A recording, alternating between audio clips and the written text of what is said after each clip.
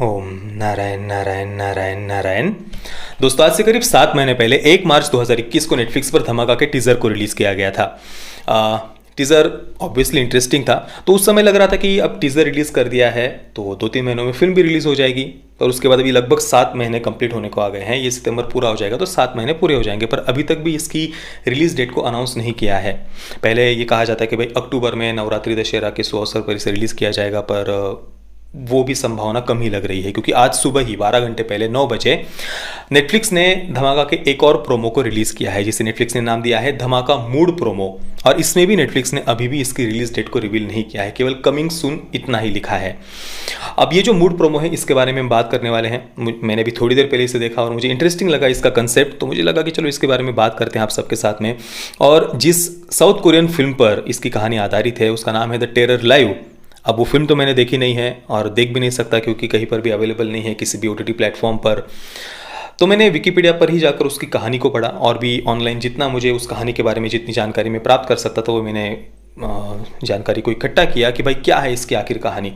तो कहानी मुझे इंटरेस्टिंग लगी और उसी बारे में हम बात करेंगे कि भाई इसके हिंदी रीमेक में वो क्या दिखा सकते हैं। स्टोरी को हम प्रिडिक्ट करेंगे धमाका के आज की इस वीडियो में। तो देखिए, ये जो धमाका मूड प्रोमो है, इसे रिलीज़ होकर 12 घंटे हो गए हैं। करीब 5 लाख इसे व्यूज़ मिले हैं, 28,000 लोगों ने इसे लाइक किया है और करीब 800 लोगों ने इसे डिसलाइक किया है। और मूड प्रोमो में जो सीन दिखाया गया है वो कोई फिल्म का भी सीन नहीं है, उन्होंने बस फिल्म के प्रमोशन के लिए अलग से शायद इसे शूट किया है, क्योंकि यहाँ पर कार्तिक आर्यन का जो कैरेक्टर है उसे कार्तिक कार्तिक कहकर ही पुकारा जा रहा है, ये हम देखते हैं। तो ये जो मूड प्रोमो है, इसमें हम देखते हैं कि कार्तिक आर्यन अपने घर में सोए हुए हैं। अचानक से सामने जो टीवी है उस पर एक न्यूज़ चलने लगती है, टीवी पर या शायद पीछे प्रोजेक्टर से ही शायद वो दिखाई जा रही होती है न्यूज़। तो न्यूज़ में हमें सुनाई देता है कि कार्तिक आर्यन को उसके घर में बंद कर दिया गया है, उसके दरवाजे खिड़कियों को सील कर दिया गया है। और ये जब कार्तिक आर्यन सुनता है उठने के बाद में, तो उसे ये सब मजाक लगता है कि भाई ये क्या मजाक चल रहा है, पीछे प्रोजेक्टर है, सामने वो दिख रहा है, क्या है। और उसी न्यूज़ बार बार वो न्यूज़ रिपीट भी हो रही होती है, तो वो इसे सीरियसली नहीं लेता। इसके बाद में एक मेल वॉइस, एक पुरुष की आवाज़ हमें आती है, काफ़ी धीर गंभीर बेस है उसकी आवाज़ में ऐसा। तो वो कहता है कि तुम्हारे घर में बॉम्ब है, अब जो जैसा मैं कहता हूँ वैसा ही तुम करो। पर कार्तिक आर्यन उसे सीरियसली नहीं लेता, वो दरवाजे की तरफ जाता है। वो वॉइस कहती है, वॉइस ओवर, कि भाई ये गलती मत करना। अचानक से दरवाजे की तरफ से गोलीबारी होने लगती है, तो वो आकर छुपता है। वो आवाज़ उसे कहती है कि ब्रीफकेस है, ब्रीफकेस लो। उसमें एक न्यूज़ एंकर के कपड़े होते हैं, कार्तिक आर्यन को कपड़े पहनने के लिए फोर्स किया जाता है, वो कपड़े पहनता है। और उसके बाद एक हथकड़ी उसे पहनने के लिए कहा जाता है, जो एक कुर्सी से बांध दिया जाता है। और उस हथकड़ी से उसे शॉक लगता है, और उसे यही डायलॉग जो हमने टीज़र में सुना था उसे वो बार बार बोलने के लिए कहा जाता है, मैं हूँ अर्जुन पाठक, भरोसा 24/7 से जो भी कहूँगा सच कहूँगा। और काफ़ी एकदम जोश से, जितना हो सके दम लगाकर, चिल्लाकर, पूरा अंदर से ये डायलॉग उसे कहने के लिए कहा जाता है। अगर वो नहीं कहता तो उसे बार बार शॉक दिया जाता है। इसके बाद हम देखते हैं कि सामने की दीवार गिर जाती है, सामने एक न्यूज़ रूम, एक स्टूडियो हमें दिखाई देता है। कार्तिक आर्यन वहाँ जाता है और जो स्टूडियो है वहाँ पर बैठकर, वहाँ तो सब आम नॉर्मल वातावरण हमें वहाँ पर दिखाई देता है। फिर इसके बाद कार्तिक आर्यन वहाँ पर बिल्कुल शांति से इसी लाइन को बोलता है, मैं हूँ अर्जुन पाठक, भरोसा 24/7 से जो भी कहूँगा सच कहूँगा। तो जो कुछ मैंने स्टोरी पढ़ी द टेरर लाइव की, तो मुझे तो बिल्कुल सीन टू सीन रीमेक ही लग रहा है। मतलब देखिए, टेरर लाइव की कहानी को मैं जितना हो सके संक्षेप में बताने का प्रयास करता हूँ। एक न्यूज़ एंकर है जो काफ़ी सक्सेसफुल था, उसका शो काफ़ी हिट था, देश में सब लोग उसको चाहते थे, काफ़ी फेमस था वो। पर उससे गलती हो जाती है, जिसके बाद में उसे निकाल दिया जाता है। फिर वो एक रेडियो में एक RJ बन जाता है, और वहाँ पर भी वो थोड़ा फ्रस्ट्रेटेड वगैरह रहता है। उसकी पत्नी उसे छोड़कर चली जाती है, डिवोर्स हो गया है, परिवार टूट गया है, अंदर से खोखला हो गया है, फ्रस्ट्रेट हो गया है अपनी लाइफ से वो।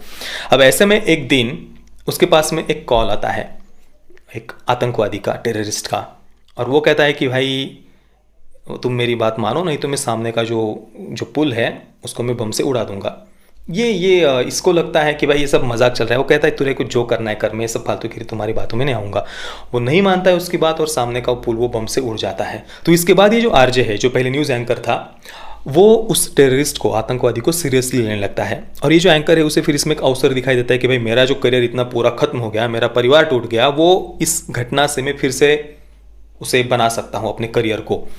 तो वो तय करता है कि भाई मैं यहीं से लाइव जाऊँगा, और ये जो टेररिस्ट का उसके साथ जो संभाषण है उसे मैं लाइव दिखाऊँगा पूरे देश में। इसके बाद हमें धीरे धीरे पता चलता है कि ये जो आतंकवादी है वो कहता है कि उस एंकर को कहता है कि तुम्हारे कान में जो ईयरफोन है उसमें बम लगाया हुआ है, तुम मेरी बात नहीं मानोगे तो तुम्हें मैं उड़ा दूंगा, बिल्डिंग को उड़ा दूंगा, इस प्रकार की धमकियाँ देता है। और भी कई सारे बम उसने लगाए हुए होते हैं और वो कहता है कि मुझे प्रेसिडेंट से माफ़ी चाहिए। ये जो पुल था वो कई वर्षों पहले बना हुआ था, बाद में उसमें कुछ एक मरम्मत वगैरह करवाई गई, रिपेयर करवाया गया और उस रिपेयर करवाते समय एक एक्सीडेंट हो जाता है और उस एक्सीडेंट में कुछ लोगों की मृत्यु होती है।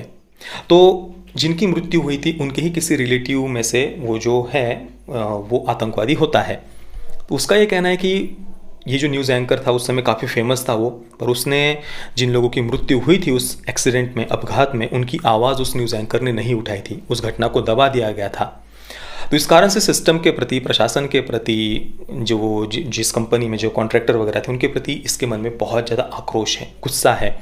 बाद में पता चलता है कि ये जो आतंकवादी है वो एक बच्चा है, किशोर है, युवा है और उसके ही किसी अपने नज़दीक के व्यक्ति की उस अपघात में मृत्यु हुई थी और इसी कारण से उसने बदला लेने के लिए वो अपने साउथ कोरिया के प्रेसिडेंट से माफ़ी चाहता है, वो भी लाइव पूरे देश के सामने। और इसके लिए उसने ये आतंकवादी हमला किया था। अब यहाँ पर देखिए साउथ कोरियन फिल्म में द टेरर लाइव में उस आतंकवादी को एक बच्चा दिखाया है, या हम उसको नाबालिग कह सकते हैं, किशोर कह सकते हैं। अगर उसे बड़ा दिखाया जाता तो उसके प्रति उतनी सिंपैथी हमारे मन में नहीं बन पाती कि भाई इतना बड़ा है, वो किसी अन्य मार्ग से भी न्याय ले सकता था, तो उसके प्रति हमारे मन में सिंपैथी नहीं बन पाती कि भाई इतने मासूम लोग उस पुल पर है, वो कैसे बम फोड़ सकता है। एक बिल्डिंग को भी वो उड़ाता है फिल्म में, उस बिल्डिंग को कैसे वो उड़ा सकता है, कितने निर्दोष लोगों की वो जान ले रहा है। तो इस कारण से किसी बड़े व्यक्ति को नहीं दिखाया है, तो एक बच्चे को दिखाया है, ताकि उसने जो एक्सट्रीम स्टेप ली उसके प्रति हमारे मन में एक सिंपैथी बन सके। और इस पूरे कहानी के माध्यम से जो कॉर्पोरेट कंस्ट्रक्शन कंपनी है, जो सिस्टम है, प्रशासन है, सरकार है, जो मीडिया है, उनकी लापरवाही को, उनके भ्रष्टाचार को यहाँ पर उसके माध्यम से दिखाने का प्रयास किया है। और एक प्रकार से जो बड़े बड़े मीडिया हाउस है वो कैसे सरकार के कंट्रोल में होते हैं, कैसे वो बड़े बड़े घटनाओं को दबा देते हैं, इस विषय को भी इसके माध्यम से उन्होंने सामने रखने का प्रयास किया है। ये जो कहानी है इसको कई सारे अलग अलग प्रकार से प्रेजेंट किया जा सकता है। जैसे कि देखिए, अब जो मीडिया हाउस है वो सरकार के कंट्रोल में है, ऐसा कम से कम साउथ कोरियन फिल्म में दिखाया है। हिंदी रीमेक की कहानी अभी हमें पता नहीं है, मैं बस प्रिडिक्ट कर रहा हूँ। तो जो मीडिया हाउस है वो सरकार के कंट्रोल में है और सरकार कैसे भ्रष्टाचार की घटनाओं को दबा दे रही है, कैसे देश में कई सारी एकदम भयावह ऐसी घटनाओं को दबाने का प्रयास किया जा रहा है।